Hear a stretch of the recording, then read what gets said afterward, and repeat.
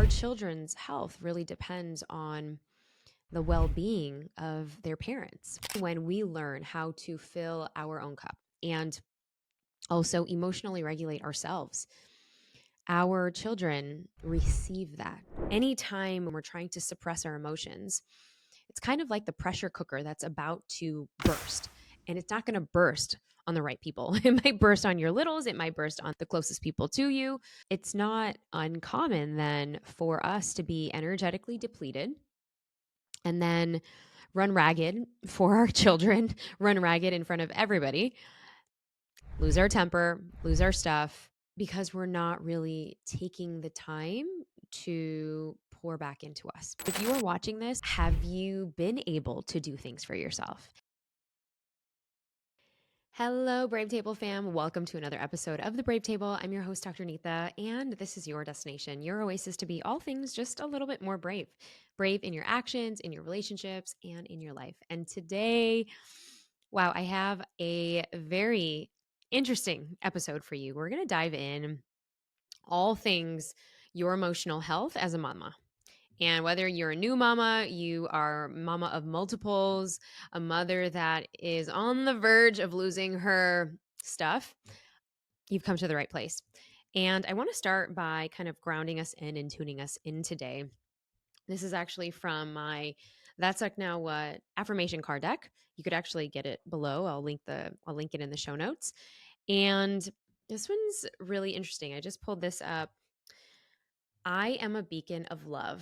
As I grow to love myself and respect myself, I emanate love to everyone around me. Isn't that funny? Well, I guess not so funny, but it's interesting that when we are really focusing on filling our own cups as mamas, and if you are somebody that has a mother or is married to somebody that's the mother of your children, give her some props today. And if you are a single dad watching this, I mean, give yourself some props because it's not easy in the seat of a mama, not at all. And I think we go through these stages and initiations. I like to call initiations of motherhood. And today we're going to get into what motherhood burnout or parenthood burnout can look like, especially if you are a single mom or dad and you're watching this, listening to this, and how you can actually manage your emotional stress. I'm going to talk about 4 ways where you can manage your emotional stress and what those signs of burnout are. And before I get into that, I just want to take a moment to just notice where and how you are feeling this week. How are you feeling today as you're listening to this? Are you like, oh my gosh, yes, absolutely. She's speaking the tone. Or maybe you're like, you know what? I haven't really thought of it. I just feel like I'm just constantly go, go, go. And I have to put one fire out. You're probably listening to this. Maybe you're either driving or you are on a walk, or maybe you're cooking or you're cleaning up toys, wherever you're at. I just want to honor you. And I just want to thank you for showing up, for being here, because this is in many ways starting to fill your own cup. Because if and when we learn how to fill our own cup and also emotionally regulate ourselves, our children receive that. Our children flourish. Our children thrive as a result out of that. And, you know, our children's health really depends on the well-being of their parents. And, it's not uncommon then for us to be energetically depleted and then run ragged for our children, run ragged in front of everybody, lose our temper, lose our stuff, um, lose our keys, lose our wallets, misplace things. We get the brain fog because we're not really taking the time to pour back into us. And so I hope that in this episode and what we're going to be diving into today gives you, wherever you are, however you're feeling on your journey of motherhood, parenthood, fatherhood. And when I'm talking to the single dads out there, I'm so reminded of when my father, who became a single father of 3 after losing his wife, Um, and to two teenagers and a younger, almost tween child. And I know there was a lot on his plate. And so I empathize with any of you that are on that walk, but let's just call it what it is. Parenthood can be it's a whole it's a whole it takes a village, and it can be a whole nervous system wreck if you aren't properly paying attention to some of those signs. And I'm going to dish out some of those signs. And we're going to start with the first telltale sign that maybe you are on the verge of just parenthood burnout. And the first sign for everyone should be you are irritated. You have a short fuse. Somebody is asking you for something and you just either start yelling or you don't even answer. You give them the silent treatment, or you're just like, I've had it. Let's put on whatever screen because you're exhausted. You are internally exhausted. So instead of picking the battle or trying to parent, or you know that that's going to end up in a meltdown. You're like, all right, here's the second piece of candy. Here's the screen time. I know we said we were only going to watch 20 minutes, but here you are 2 hours later. And then there's all these mixtures of emotions that come up like, oh my gosh, am I a bad parent? Can I handle this? Can I do this? And we second guess ourselves. And then we go into the guilt trap. We go into the shame trap. And then you don't want to let anybody in. And so that's the first part. Have you been irritated? Is your reservoir low? Is your reserve low? Meaning, have you been able to do things for yourself? And if you are not losing your stuff, maybe you won't lose it or be irritated with your children per se, but maybe you get irritated with the people closest to you, like your partners or your babysitters or your nannies or your spouse or the caretakers in your life, like your parents or your elderly parents, the grandparents. You snap at them, and it takes one thing. You didn't fill the dishwasher right, or you forgot to sterilize this bottle. How many times have I told you this? And then it goes into the cascade of things. You're really not upset that they forgot to sterilize the bottle in the way that you would, but because you have a short fuse, because your reservoir is not full, your tank is not full, yes, you're going to lose your SHIT. The second is what you withdraw, you lose your temper. Withdrawing, or even you contract and go inward, all right, is a telltale sign that you're burnt out. You don't want to let anybody in. You pretend like everything is fine. And we see these memes. I actually did. I actually recorded. It was a funny meme making fun of this, about how there are certain moms that I know. Maybe there are moms that you know, and they're friends and love them, but you know that they're struggling. You know that they're struggling because of what they're sharing on social media. Like they share all these like mother memes, right? Like things are so hard, you just want to run away. And these are all funny, right? And there's some truth to them. Like you could tell what somebody's going through from what they're actually posting many times or on their stories. And or you've been there too. I know I've been there. If I see something that's so relevant, I'm not only sharing it with other moms or friends or even my spouse, but I'm also putting it on stories because I'm like, oh, this is so relevant to motherhood or to parenthood. And but then when you ask them, how's everything going? Oh, just in my little bubble. All right, well, how could we support? And then they stay silent. Or they are like, oh, yeah, everything's great. Everything's amazing. And I used to get really, really upset, maybe annoyed, teed off. Maybe those are the appropriate words. When people would I knew that they were lying through their teeth. I'm very intuitive, but I also picked up on energy where I'm like, I don't know if you're like, is it really that great? Because like secretly, like I'm struggling too. And if somebody's not going to share how they're openly feeling, and I pride myself on being very vulnerable, But then there isn't a safety to share what is going on with me. And here we go. I'm internally struggling.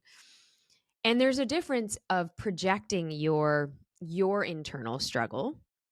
And I'm going to share some tips to help you if you are in that boat, if you feel like you're the only one struggling. And I guarantee you, you are not. I guarantee you, most moms, they pretend like everything's okay. I've seen this and I've experienced it because way back when I was very vocal about the challenges of, motherhood, parenthood, and I really thought that I was all alone.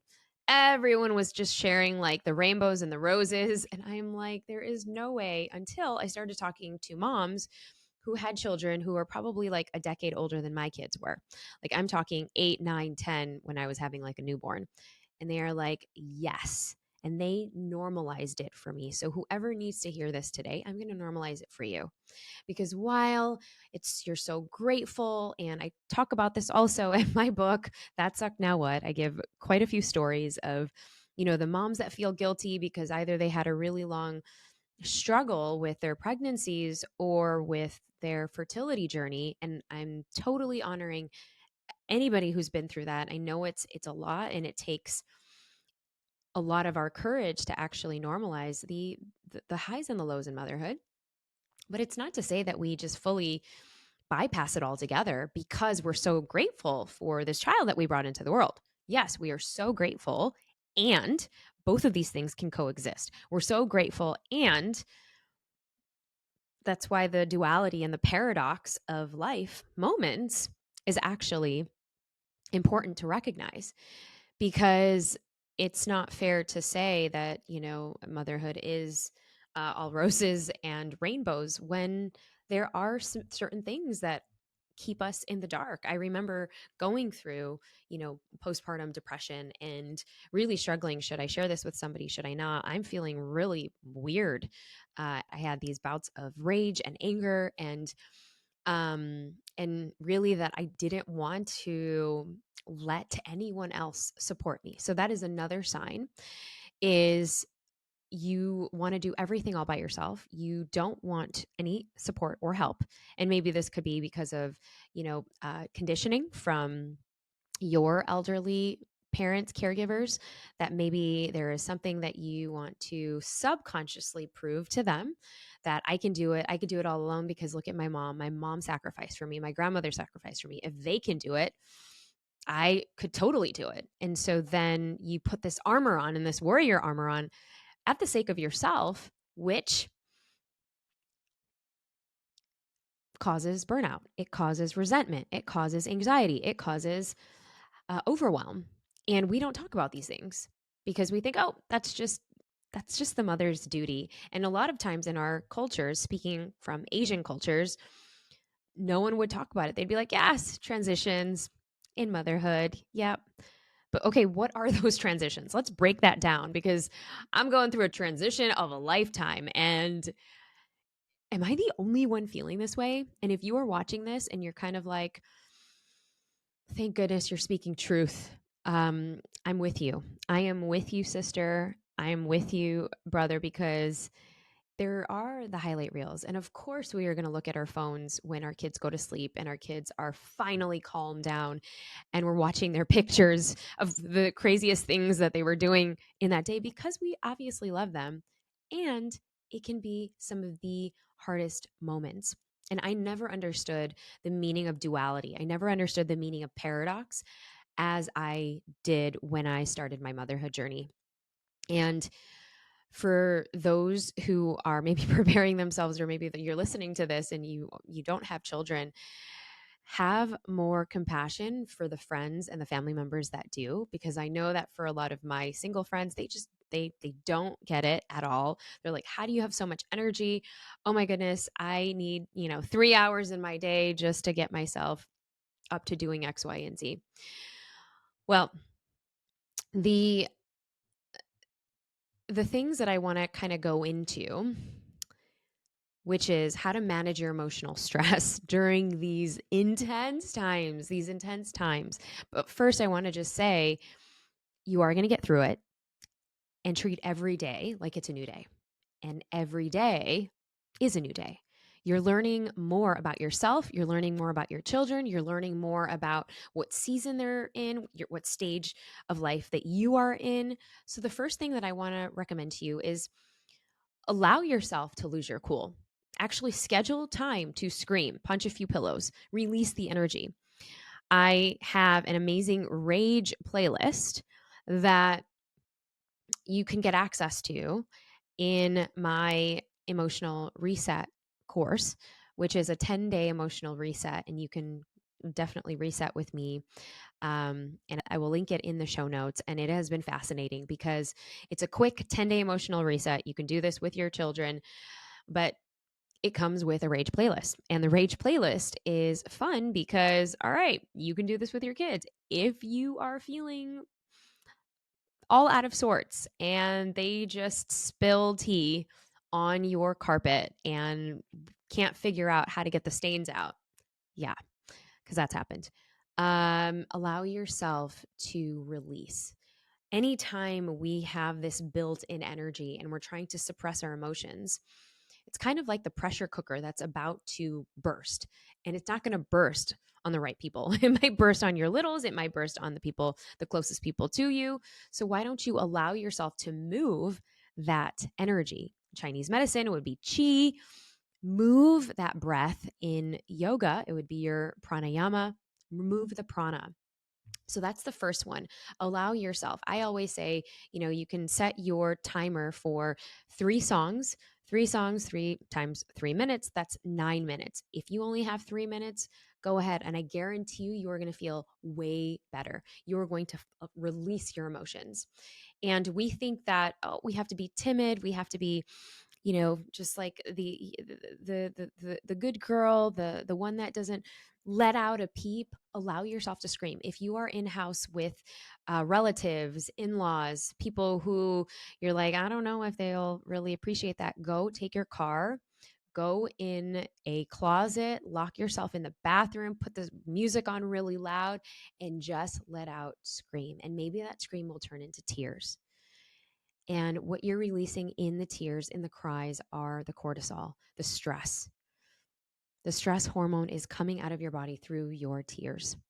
And the anger is just the layer above those tears.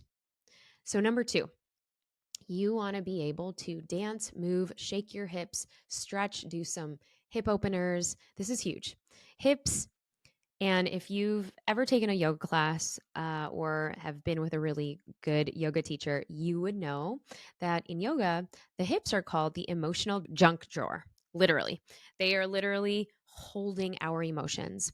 And it's no wonder that if you've ever been in a yoga class and they've put you in a specific position to stretch out your hips, to open up your hips, sometimes you'll release emotion. Why? Because our hips are storing our emotion, our traumas, our overwhelm, our anxiety. And like Shakira said, our hips don't lie.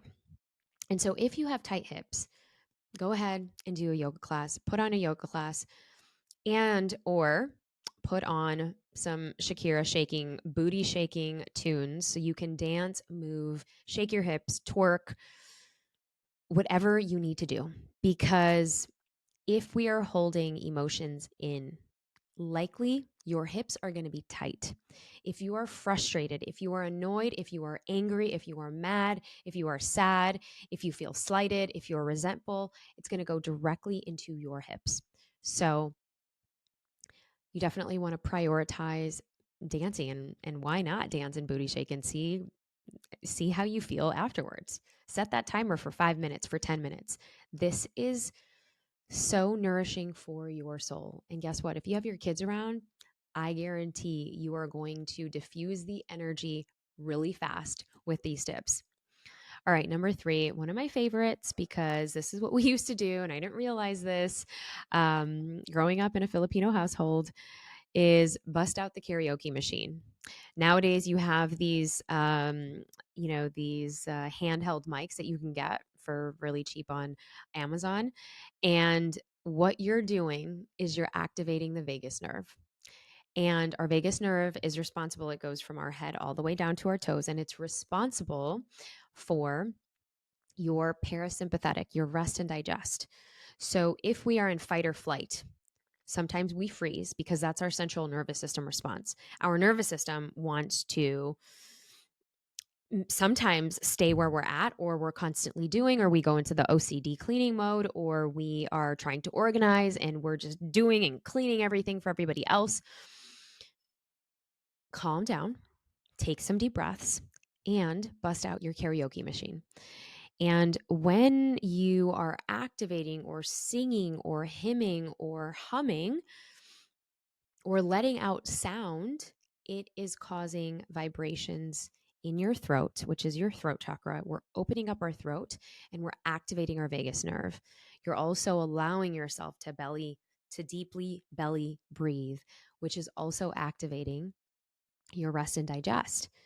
And that is allowing for yourself to be calm, which is why many times, if you've ever been to a Filipino household, there is a diffusal of stress because everyone's singing. And you get into those 90s tunes or 2000s real quick when those R&B love songs come on. So you might as well get used to playing Elsa and Frozen and Moana, and maybe you or your kids can become the next Olivia Rodrigo in the process. So bust out that karaoke machine. Number 3, I guarantee you'll feel way better in the process. You'll probably even forget what you were upset about because there is the science factor. You are also diffusing and moving that stale energy out while calming your nervous system. And when we do things to activate our vagus nerve, we're activating our rest and digest, which is also helping us calm ourselves down. All right. And finally, my favorite one. You've probably heard me talk about this in other episodes, but if you are new, this might be new to you. Practice Shinrin Yoku. And Shinrin Yoku is a Japanese practice of forest bathing. So this sounds like exactly what it is. Go ahead outside in nature. Find a forest preserve, find an area if you can, that is literally out with a bunch of trees, and let the tree speak to you. And this is not some woo-woo concept. Scientists have shown that if we are spending time in nature, and it's one of the reasons why the Japanese, they have this term called Shinrin Yoku, because it does activate not only helps with our immunity, not only helps with really um, our mental state, our emotional state, because we are outside, we're breathing fresh air, we're getting vitamin D, all of the good things. And we know now that artificial light is obviously not good for us. We know now that being indoors about 90% of the time is not good for us. And many times, if you are into energy, we have stale energy even in the house. And if we are getting upset, if we are getting frustrated, and I've done this with my children, as soon as they have a meltdown, I have taken my 2-year-old outside, and I've done this for both kids. And it works like clockwork. If I'm getting them outside, we're shifting the energy, we're changing the environment, and we're breathing fresh air. It doesn't always work, or sometimes it takes a couple of minutes to settle down, but then they're noticing the flowers, they're noticing the grass, they're noticing the trees, they're noticing the birds chirping, they're noticing, maybe the animals that they can see outside from afar, they're noticing maybe the airplanes overhead. Nature does a body good. Nature can really shift your state. Nature can really be soothing and healing. Nature is one of the easiest, simplest, and free resources that we have out there, especially getting breath of fresh air. Even if it is maybe the easiest thing that you could do is going outside for a walk around your block. All right.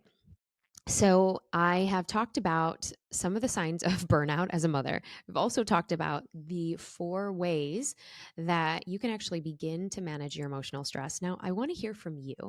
And for those of you who are like, well, I still really, I struggle with this. I struggle with this. And the thing that I want to really bring to your attention is, so I created this emotional reset guide, and it's for anybody that really struggles with sacrificing themselves, or if they do put themselves first, they feel like, oh my gosh, why am I doing that? I need to focus on everybody else, and you feel guilty. And so in these 10 days, I'm going to show you some of these actual examples in play that you can do between 2 to 10 minutes a day that will really begin to shift not only your nervous system, but the way that you interact with your children, the way you interact with yourself, the way you interact with your partner. And so you can start changing and shifting those negative emotions into your success in your family. And don't we deserve all of that? So go ahead, check the link in bio for the 10-day emotional reset, which I'll link it below. And if you think that somebody else can benefit from this episode, go ahead and share this with a colleague, a sister, another friend, another family that could be struggling, that could use the support, because we all grow together in community. And I can't say that enough, as I am such a proponent of community building and sharing other resources with other friends and family. And if you haven't already, I would love if this episode tickled your fancy, if it opened your eyes, opened your perspective. Would love for you to follow us and subscribe to us on YouTube, iTunes, Spotify, wherever you get this. It really helps us grow the show more than you know. And comment below if you liked what you heard. And if you haven't already given us a 5-star review, what are you waiting for? We would so love. And you can also follow me at Neeta Bhushan, tag us and follow us at The Brave Table on IG. We'd love to hear your stories, or write us a review and let us know how we can actually support you. And when you actually screenshot your review, so take a screenshot and send it to support@globalgrit.co. That is support@globalgrit.co. We will send you a free gift. Thank you so much for tuning in, as always. And don't forget to be just a little bit more brave. What tips can you give to our audience on if they are curious to build that creative muscle? I never have my writers think about the reader at all. My approach to book coaching, it's a little mystical.